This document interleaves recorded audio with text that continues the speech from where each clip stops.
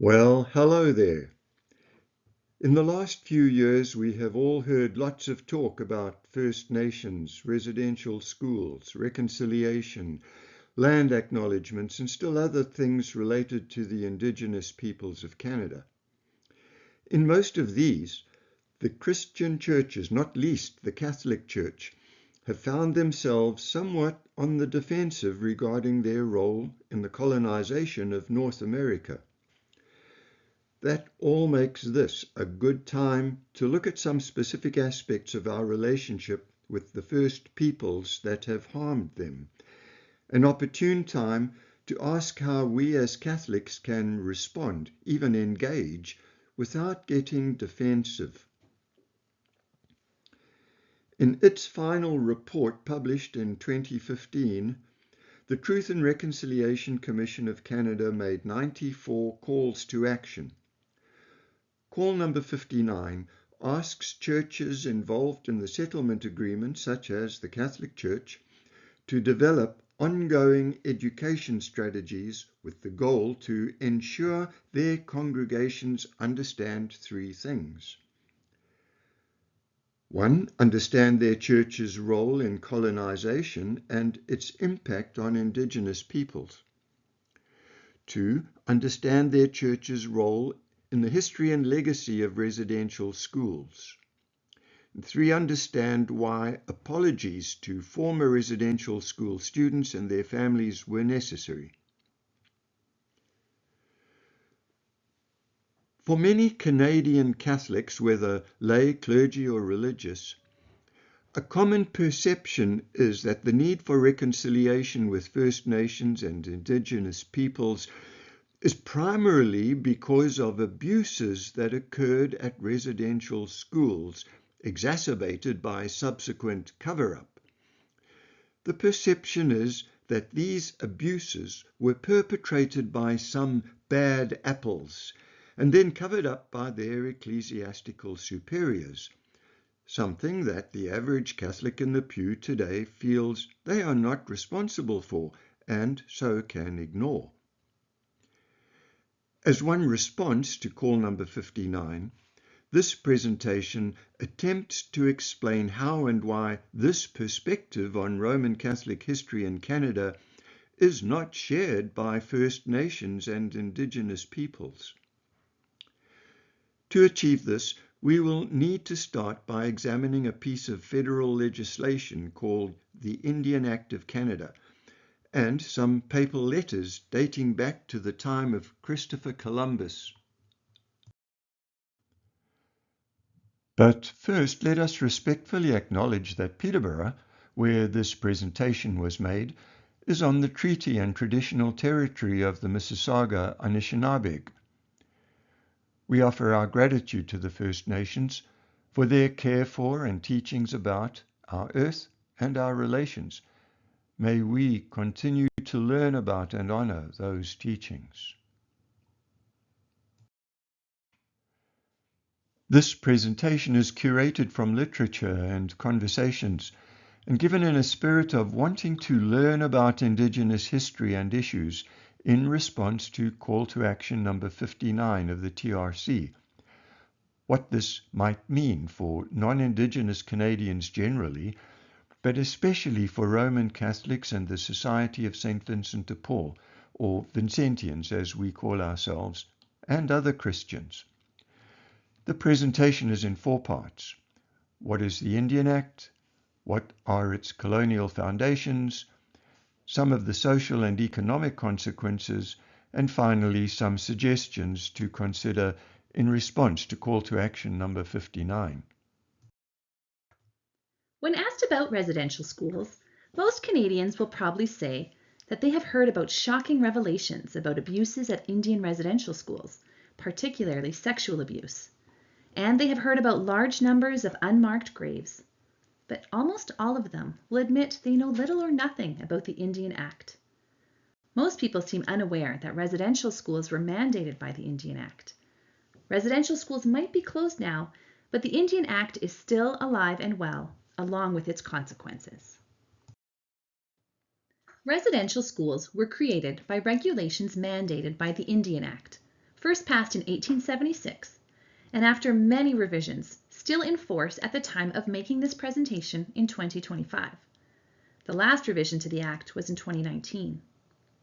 The Indian Act gave the federal government the exclusive right to create legislation regarding Indians and Indian lands.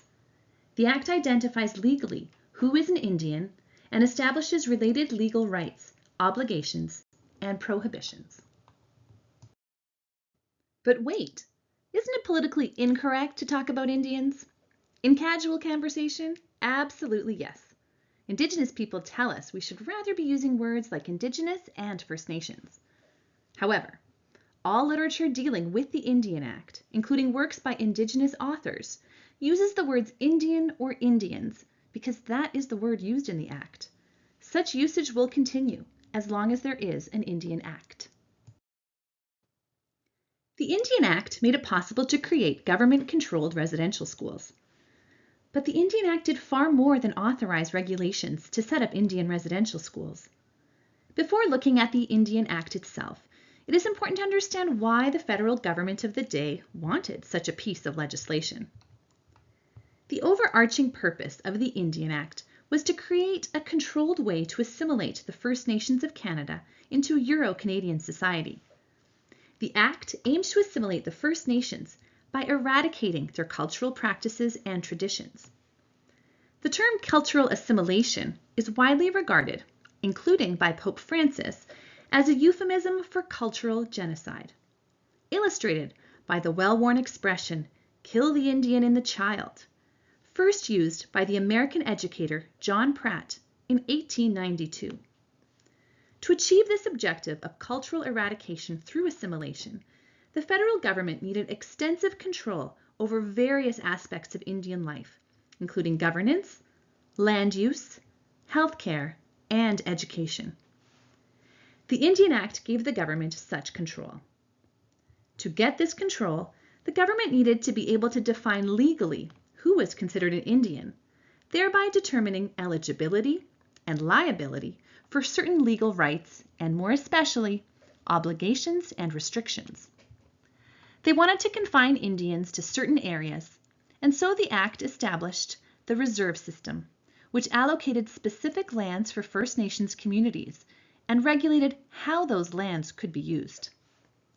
Finally, the Act laid the groundwork for the creation of residential schools, which aimed to civilize Indians and Indigenous children by removing them completely from the influence of their families and communities. Let's look at just 4 of many possible examples of legislation within the Act. Firstly, Indian reserves were created as places to confine Indian communities until individuals became civilized. This forced an end to the traditional nomadic lifestyle. The Act allowed for portions of reserves to be expropriated for so-called public works, such as railroads or mining or pipelines. An entire Indian community could be relocated elsewhere, as happened in some instances where a reserve was deemed to be too close to a growing nearby settler town. Second example, communities on reserve were obligated to elect a band council system similar to a municipal council. Instead of a mayor, they had an elected chief with reduced powers and authority, effectively destroying traditional ways of self-governance. Under the Act, the chief's main role was reduced to administering the Indian Act. Third example, the traditional roles of women were completely eradicated by the Indian Act. These roles varied somewhat from nation to nation, but women's traditional roles had great importance in all First Nations prior to colonization. In 1742, a French Jesuit missionary and ethnologist wrote this about Iroquois-speaking peoples. Nothing is more real, however, than the woman's superiority. It is they who really maintain the tribe. In them resides all the real authority. The lands, the fields, and all their harvest belong to them. They are the soul of the councils, the arbiter of peace and war. They arrange the marriages. The children are under their authority, and the order of succession is founded in their blood. After the Indian Act, right until 1985, women took the status of their fathers or husbands. If a woman married a non-Indigenous man, she lost her Indian status and could not return to the reserve, even if widowed or divorced. Final example. Initially, schools were day schools on the reserve. After a commission studied the American system of boarding schools, Prime Minister John A. Macdonald told the House of Commons in 1883, "When the school is on the reserve, the child lives with its parents, who are savages. He is surrounded by savages, and though he may learn to read and write, his habits and training and mode of thought are Indian. He is simply a savage who can read and write." Thus, with the revision in 1884, the Indian Act created residential schools with authority to permanently remove children under the age of 16 from their homes and families. They were intentionally far removed from their community in order to kill the Indian in the child, to isolate them from all exposure to traditional cultural practices, traditions, and spirituality. They were, in the words of MacDonald, to acquire the habits and modes of thought of white men.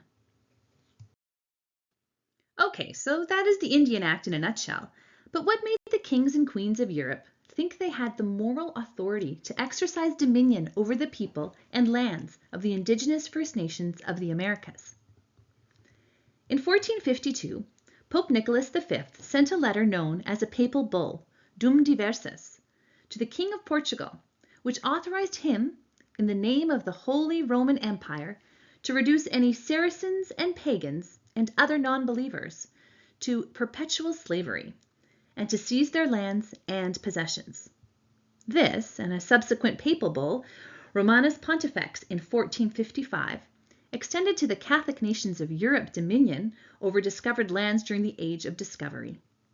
It gave papal blessing to the seizure of non-Christian lands and encouraged the enslavement of native, non-Christian peoples in Africa and the Americas. We might be tempted to think that this was all a long time ago with no more relevance today. Not so. In 2005, Ruth Bader Ginsburg, the late Associate Justice of the Supreme Court of the U.S., wrote a dissenting opinion in the case Sherrill v. Oneida Indian Nation of New York, in which she noted that the doctrine of discovery had been used historically to justify the taking of Native American land. As a precedent, she was referring to a U.S. Supreme Court case in 1823, which ruled against a Native American based explicitly on the principle or doctrine of discovery. Aware of all this, First Nations leaders in Canada have made repeated calls for popes to rescind the doctrine of discovery, most recently during the papal visit by Pope Francis in the summer of 2022. There was much disappointment expressed when he did not do so. Although the bishops of Canada repudiated the doctrine of discovery in 2016, that was poorly publicized, and the sentiment among First Nations leaders was that, having originated from a pope, a repudiation needed to come from the Pope.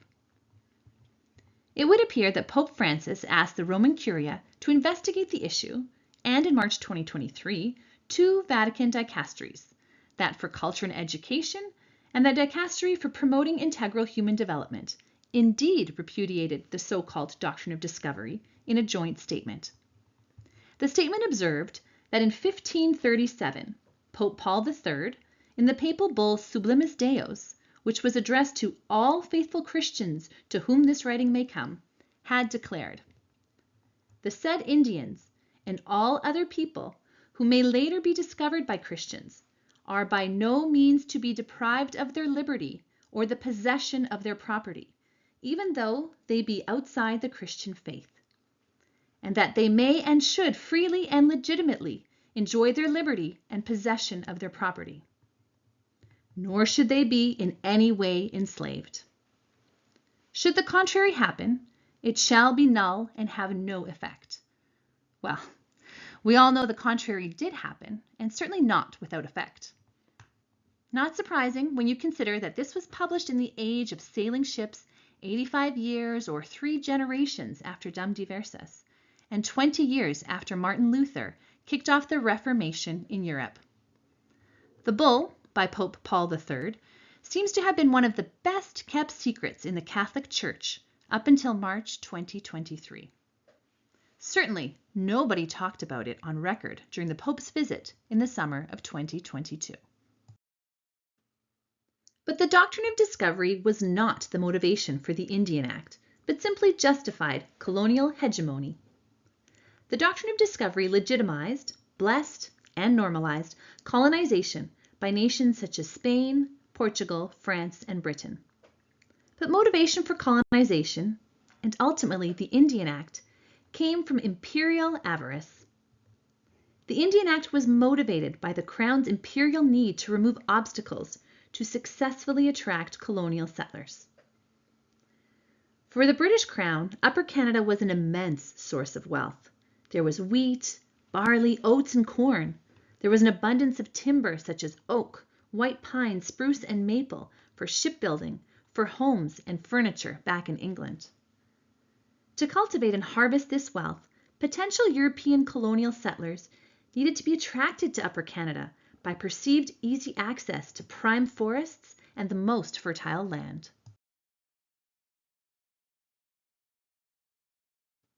The only problem was the thousands of First Nations people living in their traditional, largely nomadic or semi-nomadic ways in hundreds of Indigenous communities, living on their ancestral lands. This was the Indian problem, for which the solution was the Indian Act of Canada.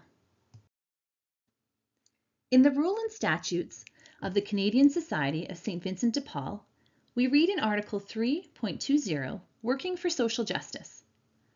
The Society is concerned not only with alleviating need, but also with identifying injustices that cause it. Therefore, it is committed to identifying the root causes of poverty and contributing to their elimination. In all its charitable actions, there should be a search for justice. This is a lesser-known aspect of the mission of the Society of St. Vincent de Paul. Even many members are either unaware or prefer to ignore it. Many feel uncomfortable with it because it is perceived as becoming political. However, our founder, Blessed Frédéric Ozanam, did not shy away from a concern for social justice. Consider these statements of his.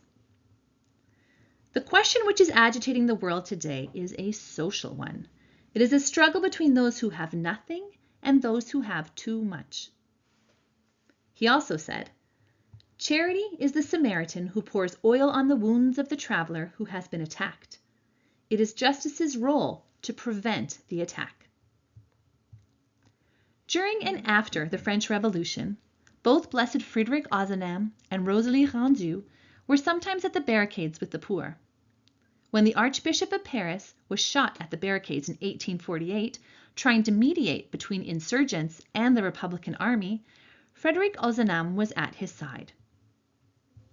This portion of the presentation focuses on some of those aspects of the Indian Act that gave rise to a cycle of poverty among First Nations peoples that continues to this day. Many of these elements are still a cause of poverty among Indigenous peoples today. We can start with land and resource management as a cause of poverty. The Act called for creating reserves with title to the land held by the Crown, His Majesty, the King. The Indian Act limited use of the land to agriculture and the rearing of livestock. This made it difficult or impossible to establish businesses on the land or generate revenue in other ways up until the 1980s and 90s. Rights to natural resources on the land are held by the Crown. Timber could only be used on the reserve and never sold. Hunting and fishing rights are similarly regulated. Right up until 2014, Indian farmers were required to obtain permits to sell agricultural products off reserve, like cattle, grain, or produce. Permits would often be refused if there was perceived competition with non-Indigenous farmers. Indian farmers were not allowed to form cooperatives to pool resources. If two or more farmers on reserve wanted to buy and share use of implements such as a tractor, plow, or hay baler, they had to get a permit from the Indian agent, who would almost always refuse, because the intention of the Act was to discourage communal cooperation and enforce individual development and civilization. The state of housing and infrastructure is historically notorious. Many communities face severe housing shortages and inadequate living conditions. Overcrowding and poor sanitation are common. As already mentioned, title to land, buildings, and improvements is held by the Crown. Statistically, Status Indians can expect poorer health outcomes compared to non-Indigenous Canadians, with notably higher rates of diabetes, heart disease, and mental health issues. Generations of mistrust, including experiences of forced sterilization, perpetuate a reluctance to seek or trust medical care. The tragic story of Grassy Narrows is a direct consequence of Indian Act policies, neglect, and preferential treatment for non-Indigenous settler enterprise. For 13 years, from 1962 to 1975, the Dryden paper mill dumped about 10 metric tons of mercury into the English Wabigoon River system, contaminating the water and, obviously, the fish, a vital food source for the community. Please do your own research to find out more about this Grassy Narrows travesty. Poor educational outcomes and limited access to skill development programs have long been a major contributor to the ongoing cycle of poverty. Chronic underfunding of First Nations and Indigenous education is notoriously long-standing and still ongoing today. Then there are the barriers to economic development. First Nations peoples do not have the preferential interest rates on loans available to the wealthy, especially since collateral requirements are prohibitive. Indigenous businesses also have additional hurdles in the form of federal regulations. In 2023-24, of the total new Indigenous spending by the federal government, just 0.5% of that year's new Indigenous funding was earmarked for economic reconciliation. This has been called a colonial beads and blankets trick, keeping First Nations dependent on welfare handouts, but doing very little by way of economic development and job creation. Finally, intergenerational trauma continues to perpetuate a cycle of poverty. By way of warning, the information and material on this slide may trigger unpleasant feelings or thoughts of past abuse for some viewers. The most obvious example of intergenerational trauma is the legacy of trauma inflicted by residential schools that continues to affect First Nations and Indigenous communities, contributing to ongoing cycles of poverty and disadvantage. By way of example, there is the story of Mr. Freddie Taylor, residential school survivor, Curve Lake First Nation member, and Weetung Ojibwa Center resident artist. He tells his story to those who want to listen, a story which is publicly available in a CBC episode from 2021. How as a little boy of 5 years of age, he was picked up off the street with his 2 sisters and taken to the Mohawk Institute Residential School in Brantford, Ontario. For 10 years, he never saw his parents, and he never saw Curve Lake. As Mr. Taylor tells it, today he is not accepted in white society, nor does he fit in with First Nations culture on the res. He has no sense of social or cultural belonging. He feels he has nothing to pass on to the next generation. Mr. Taylor is one of many thousands.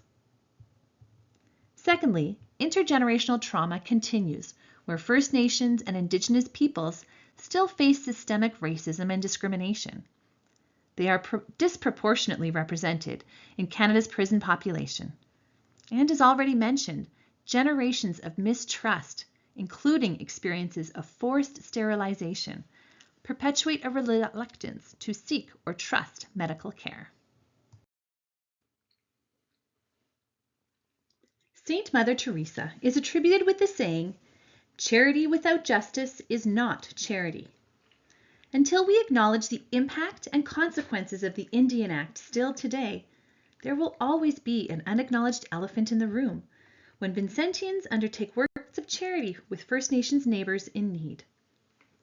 In Part 4, we ask, what are some of the things we could beneficially consider when searching for an appropriate Christian and Vincentian approach towards the Indian Act? First, however, we need to recognize some limits and constraints we should place on our advocacy. It is appropriate to advocate for people who do not have the agency to advocate for themselves.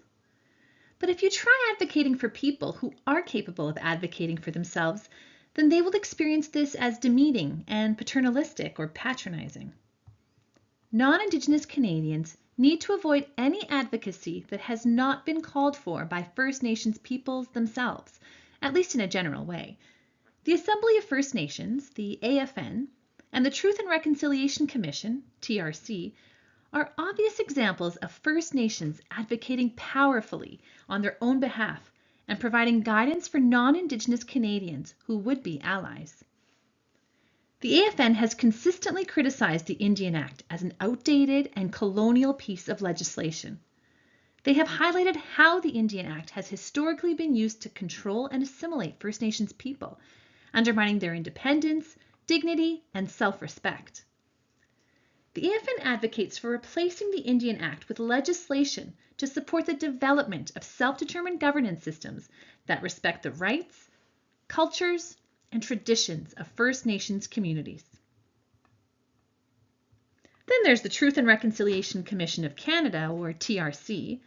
The TRC was active from 2008 to 2015, holding events across Canada and hearing testimonies about the impact and experience of residential schools from over 6,500 witnesses. In its final report in 2015, which described the residential school system as cultural genocide, included 94 calls to action aimed at advancing reconciliation between First Nations and Indigenous peoples on the one hand and non-Indigenous Canadians on the other. Of particular relevance to us here in this presentation is call number 59, which states, "We call upon church parties to the settlement agreement to develop ongoing education strategies to ensure that their respective congregations learn about their church's role in colonization, the history and legacy of residential schools, and why apologies to former residential school students, their families, and communities were necessary." Hopefully this presentation will contribute to the Catholic Church's response to this call number 59 of the TRC. In response to call to action number 59, and in a spirit of reconciliation and allyship, it behooves Vincentians and other Catholics to acquaint themselves with how the Indian Act impacts the lives of First Nations peoples.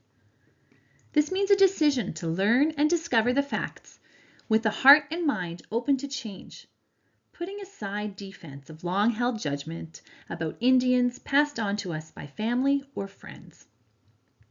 Jesus said, "If you are offering your gift at the altar, and there remember that your brother or sister has something against you, leave your gift there in front of the altar. First go and be reconciled to them, then come and offer your gift." We Catholics need to remember that, in the eyes of First Nations and Indigenous peoples in Canada, there are two humongous issues for which the Catholic Church is being held accountable, and for which simply saying sorry is not enough. Firstly, there is our entire role with the residential schools, not just the physical and sexual abuses which appall us, but the whole question of cultural assimilation, called by many, including Pope Francis, cultural genocide. Secondly, it was the Catholic Church, after all, that invented and propagated the doctrine of discovery, which enabled the imperial colonialism, which still continues today. Then there is a third issue in which the Catholic Church in Canada is complicit with the broader Canadian non-Indigenous population. The issue of broken treaties, nation-to-nation agreements entered into between First Nations and the British Crown, and still legally and constitutionally binding today. For instance, do we know, is the land on which our parish church is built unceded or governed by treaty? If treaty land, which treaty or treaties? So, what first steps can we take to go and be reconciled? The Anglican Church has published a very powerful video on YouTube called Doctrine of Discovery, Stolen Lands, Strong Hearts. Watching this video is far and away the simplest way for any Christian to begin learning about the impact of Christianity on the First Nations of Turtle Island. Then there's a series of 5 videos produced by Kevin Moynihan covering the report of the Truth and Reconciliation Commission. At the same time, you could read a book by Chief Bob Joseph, 21 Things You May Not Know About the Indian Act. With the intention of promoting reconciliation, the Canadian Conference of Catholic Bishops, the CCCB, has published a series of 4 short pastoral letters called That We May Walk Together. A separate letter for First Nations, for Inuit, for Métis, and one titled For the People of God in Canada, which the bishops urge all Canadian Catholics to read. The CCCB also have other resources on their website.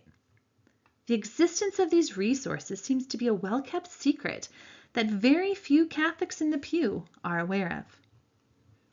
Finally, what about making an Indigenous land acknowledgement that is appropriately worded for your location whenever you meet? How about prominently placing an Indigenous land acknowledgement in the weekly parish bulletin and in the foyer of your church? But what about the Indian Act itself?